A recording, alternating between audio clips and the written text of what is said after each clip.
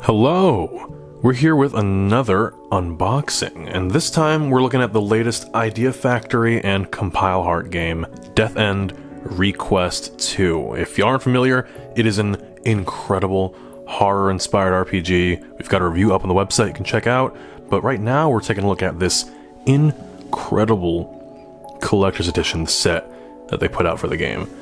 So, we've got this collector's box here that has this gorgeous artwork on it. And I'm a huge fan of this illustration, and if you look at the reverse cover art in the standard edition of the game, that also comes with your collector's edition purchase, it actually has that same artwork on it. So they get a lot of play out of that art, and I'm glad, because it is an absolutely gorgeous, gorgeous illustration. And then you've also got this nice little insert in the standard edition, and the really nice disc art.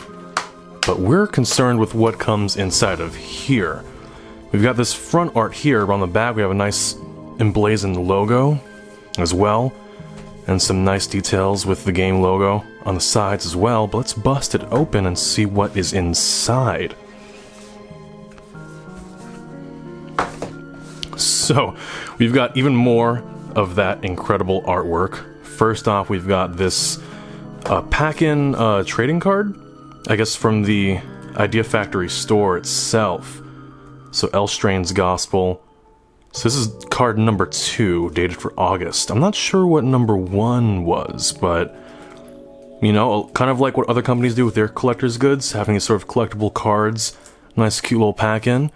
And then we have one of the things I've been most excited about in this collector's edition is the steelbook case for the game. I have the steelbook case for Death End Request 1, and it is absolutely gorgeous, and this one is just as beautiful. Got a nice detail on the spine there, and again with that art, you know, if it ain't broke, don't fix it. This is really cool too. This actually matches the steelbook of the first game really well. So on the back here we've got these sort of matching emblem imprints, and the spines line up really, really well too. So, you know, if you're someone who like is concerned about how stuff looks in your shelves, no worries, because these are absolutely incredible additions. So we got a really nice steelbook inside. Got some gorgeous detail on the inside as well. But besides that, we also have another awesome pack in the full soundtrack for the game. So you're also going to get a digital soundtrack, I believe, on PS4, but this is a physical CD. It's got 24 songs on here. Now, I went through the soundtrack earlier, and I was kind of bummed out that the opening song doesn't seem to be on there. I'm a huge, huge fan of the opening song for this game. It's maybe one of the best opening songs I've heard in a Idea Factory game. So, you know, a bummer if that's not included, but the rest of the soundtrack is included, and the rest of the soundtrack is absolutely gorgeous, gorgeous stuff. So let's get this open and take a look at what is inside of the CD case. Put that to the side. So pop this open. We've got some nice inner art, as well as a CD right there. Looking good. Nice. So, besides that, we also have a couple more things. I'm always a fan of an art book, and we've got a nice miniature-sized art book in here as well, The Chronicles of Le Chouara. So this, kind of like the other Idea Factory art pack-ins, it's got art of the main characters, as well as some concept art. So you have some nice environment art, the main illustrations, as well as, you know, key profiles for the protagonists. Scroll through and there's a lot of other art too, as well as art of all the side characters and little profiles, which I appreciate a lot.